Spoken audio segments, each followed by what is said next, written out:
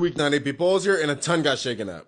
First off, we got a new number 2 in town, and that's going to be Indiana. As you can see, Miami fumbled the bag and dropped all the way down to 9 against Louisville, who was previously unranked, by the way. In that game, Miami looked awful. Carson Beck threw 4 picks. They really couldn't get to the quarterback, and they really just couldn't stop Miller Moss in that offense. Definitely shook up my view of what Miami is. We still got Texas A&M at 3, even though they were in a shootout with Arkansas. 45-42? I don't know if that's the number 3 team in the country, in my opinion. At number 4, we got Bama. Insane win against Tennessee. Absolutely clobbered them 37-20. Really wasn't close. They deserve to be a top 5 team in the country. And then at 5, we got Georgia, who actually beat Ole Miss, who dropped all the way down to 8. That's a bit of a surprise to me. I thought Ole Miss was going to pull that one out. At 6, we got Oregon. At 7, we got Georgia Tech. I bet a lot of you do not think Georgia Tech would be this high at the beginning of the year, especially because they never won any dominant games so far. But hey, man, they just keep winning. I will say, good old-fashioned hate at the end of the season is going to be a showdown. It's going to be a top 10 showdown with a lot on the line. Somebody might get knocked out of playoff based on that rivalry game. And LSU finally got exposed, dropping all the way down to 20 after getting beat by Vanderbilt. We knew it was going to happen sooner or later. The Stormin' Mormons are all the way up at 11, bro. I told you they was legit, man. Beat Utah in the Holy War. Great game. Notre Dame moved up to 12, took care of business against USC. And I was at the OU South Carolina game.